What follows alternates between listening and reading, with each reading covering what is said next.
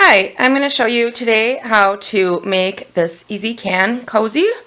This is a very fast, simple project, and I've also found that it fits not only cans, but bottles, and there went my glass. Glasses as well, so it's a multi-purpose one, or multi-purpose, and great way to decorate your glassware. I plan on making a bunch of different ones for my mother with different embellishments, so that when she has like her holiday parties, she can give everybody each their own, and nobody will get confused by which drink they have or which drink is theirs. So, to start, this is really fast. There is no bottom, and we're going to be working from the top all the way down. I'm going to be working on one for my mother-in-law right now, who is a big Steelers fan. So to start, we're going to do a chain cast on. And I'm using Bernat Collegiate Chunky yarn, which is classified as a number 6 bulky, but it really is more of a number 5. It's not as bulky as like Hometown USA. So you can experiment with different yarns. The softy chunky I find is about the same. This has been discontinued as far as I know, which is too bad because it used to come in these, or it came in these really big balls of yarn for like $10. It was a steal. I have quite a bit stocked up from when they used to carry it. So to start, and we're using our 20 peg 5/8 inch gauge round Cindywood child slipper loom. You could also use their 5/8 inch gauge universal hat scarf loom with a single peg wedge set up for 20 pegs, or one of their hat scarf combo looms with a single peg wedge inserted so that it has 20 pegs. I really love this little round loom though, because it's just really nice to work with and easy to hold, but any of those looms will work. It doesn't take a whole lot of yarn, so it's a great way to also use up scrap yarn. So like I said, the first step is to chain cast on. And we're going to cast on using our crochet hook. Let me just see if I can angle that a little bit better. We're going to cast on using our crochet hook all 20 pegs. Yeah. No, my hook is getting... I like to go from the back when I'm casting on with the crochet hook. I just find it goes faster for me. And it doesn't matter which method you cast on. You can go clockwise or counterclockwise, but you want to cast on each peg.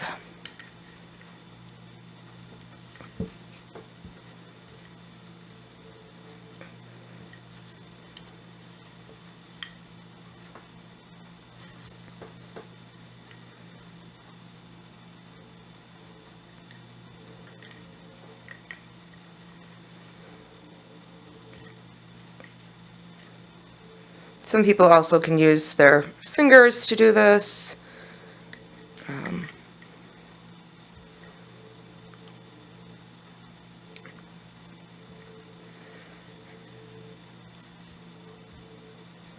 Geez.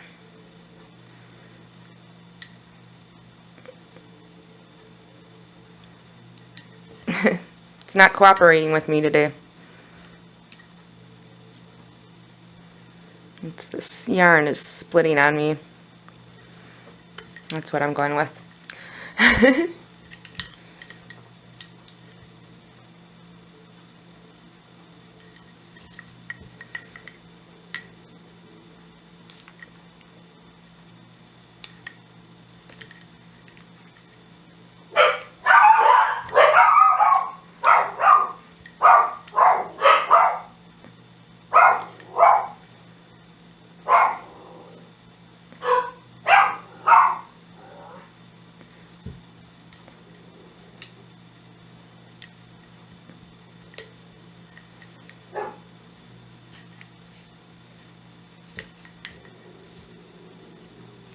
And then we're going to bring our last stitch that we cast on, or the last loop that we created, back onto peg 1. So your loom should look like this. There's going to be 2 stitches on peg 1 and then 1 stitch on every other peg, and it's kind of like braided in the back where there's 2 strands. So now we're ready. Now we've done the cast on and we're ready to start with row 1, which is to knit. All the knit stitches for this, we're going to be doing E-wrap. So we're simply going to go, row 1 is to knit. We're going to E-wrap every stitch of the peg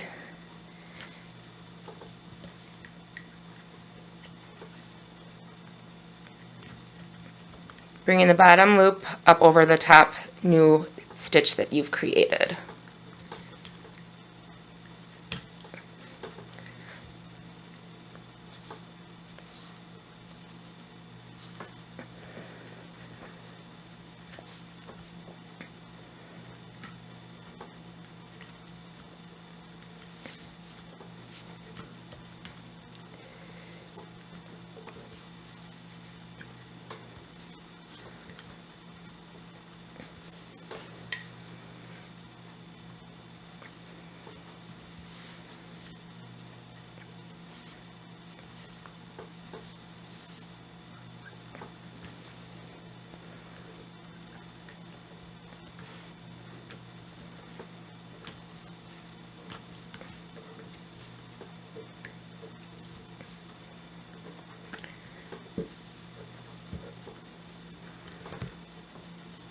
Row 2, we're going to purl. So beginning with peg 1, we're going to purl each stitch around the loom.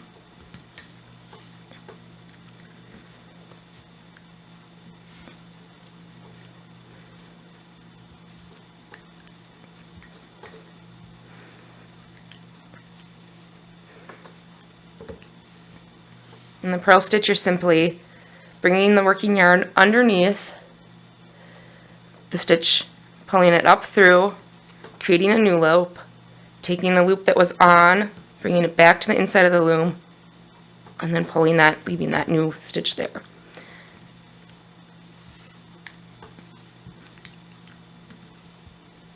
So go ahead and purl each stitch all the way around your loom. So I've just purled the last peg, and now we're ready to start with row 3. And row 3 is just the same as we did with row 1, and we're going to E-wrap all the way around. And then with row 4, we're going to do just the same thing as we did with row 2, and we're going to purl all the way around. Now this is called a garter stitch when you're alternating rows of knit and purl. And I'm using the E-wrap knit stitch as I stated before. And that is called the garter stitch, and we're doing 1 row of knit, 1 row of purl, 1 row of knit, 1 row of purl. That's a total of 4 rows that we want to have done. So go ahead and you can either knit all the way around or purl and then purl each peg, or I'm going to show you a shortcut now on how I like to do this. So a good shortcut method when you're doing the garter stitch is to E-wrap each peg all the way around. Like I mentioned, in the garter stitch is just alternating knits and purls. So this I find is the shortcut that I use. And what you can do, you're working 2 rows basically at the same time. You're going to E-wrap all the pegs all the way around, and then when you get back to peg 1, you're going to bring the stitch over and then purl that stitch right away.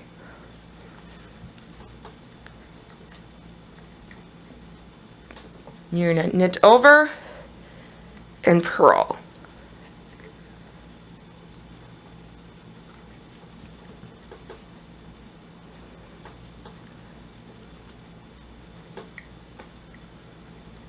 Knit over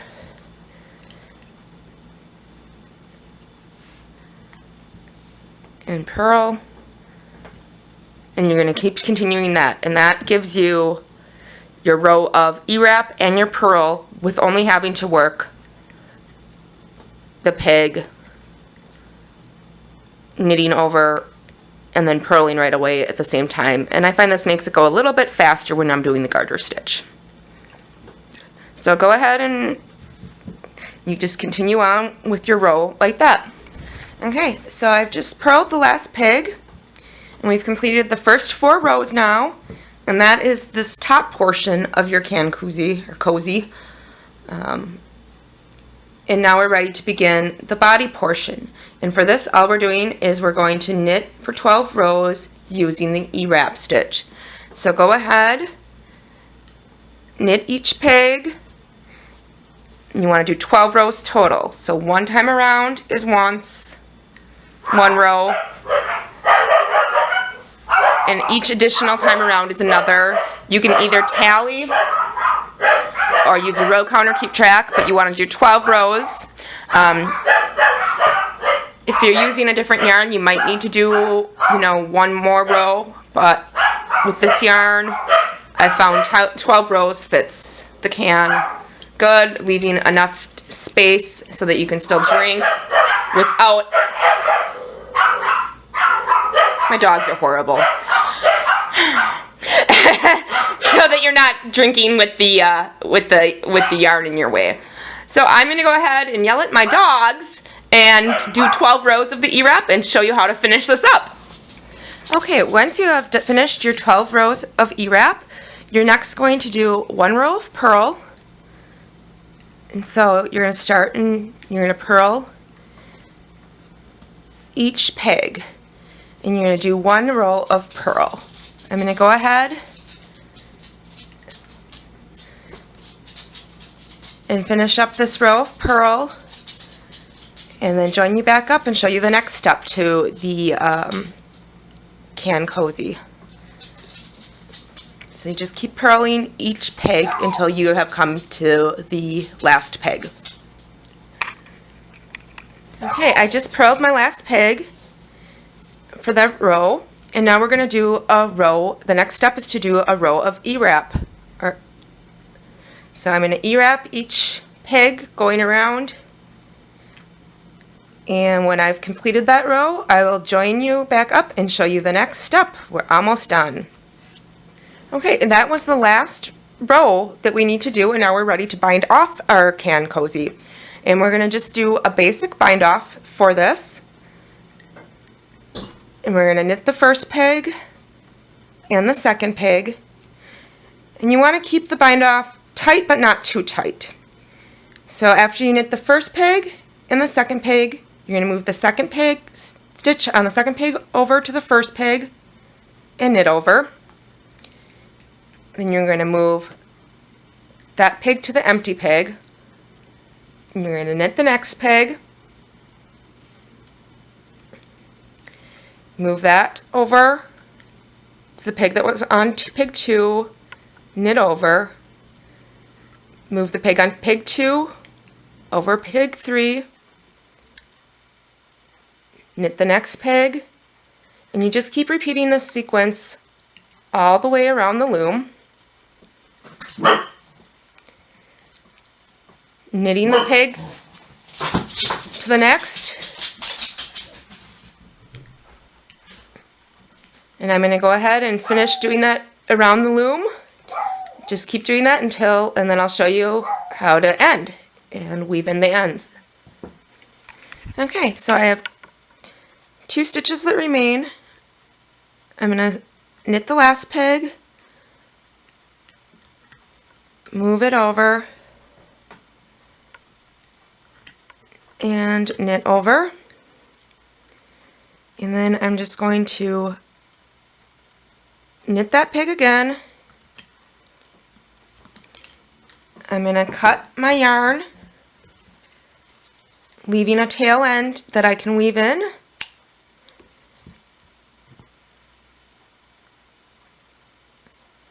Take the stitch off, and you can now move the loom out of the way.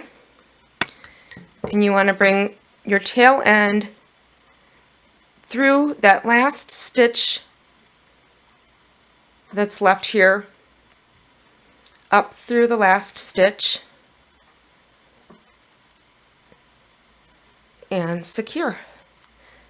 And now it's just a matter of weaving in your tail ends of your yarn, which I will show you how to do. So to weave in the tail ends of the yarn, this is my can cozy that I've been working on. What I like to do is flip the project inside out and then take a yarn needle or tapestry needle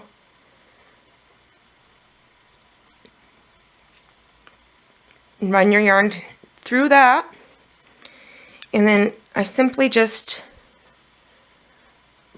weave it through stitches that aren't going to show on the other side. And since I've done here garter, that's pretty easy to do. And you can always look too, like if you're pulling it through, you can see here you don't see on the other side where my yarn is. And so I just run it through a couple of the stitches, making sure that I'm not running it through where it'll be seen on the other side.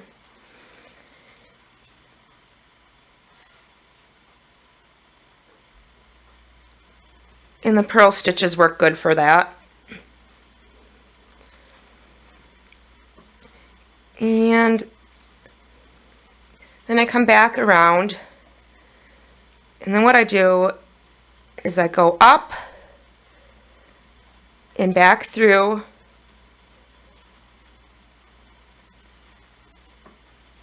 and just kind of secure it with a little knot like that.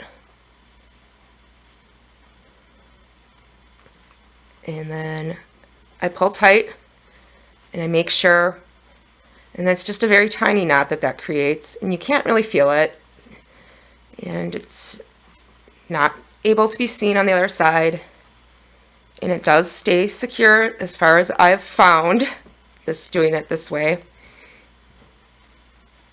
And then you trim your extra yarn, and then you do that to your other end as well. Now this particular project, I did a basic bind off, and the ends don't quite line up, so I'm going to run my yarn over to the peg to help it line up, and just sort of stitch it so that it lines up, and then do the exact same thing that I had done before.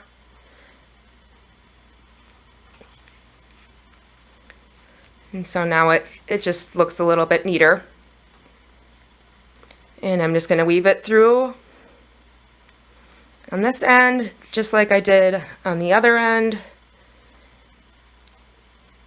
Weaving it through a few stitches. And if you find it gets stuck, you can just pull it back out and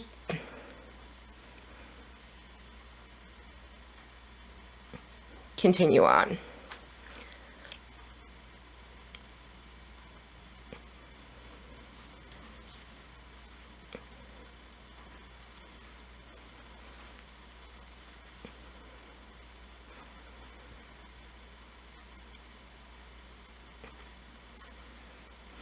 And everybody kind of weaves in their ends differently. But this is, and see now I have this loop here. I'm going to try to come back down through that and just sort of pull tight.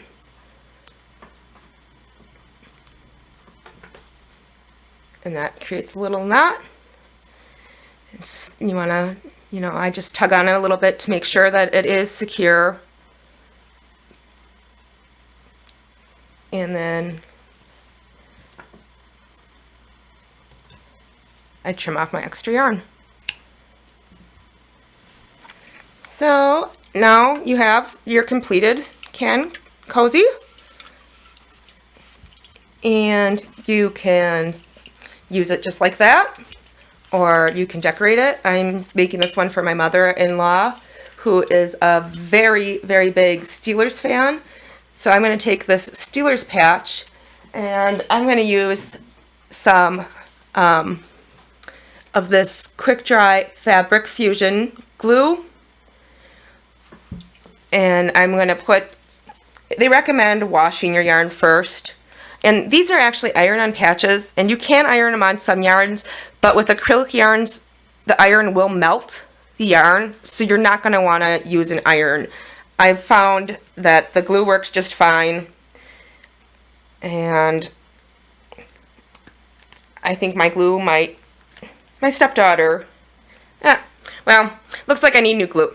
My stepdaughter had gotten into it and forgot to put the cap back on, so I don't think it's gonna work.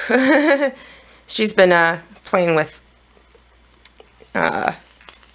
fabric. But anyways, what I would do is glue on, put the glue on, and then hold it in place.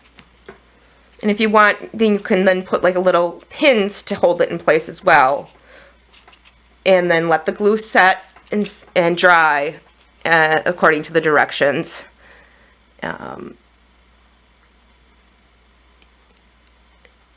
And it says that it's washable within 24 hours of drying. So that is the can Koozie. I hope you enjoyed this video. Please share it with others, subscribe to my channel, and check out my other videos. Thanks.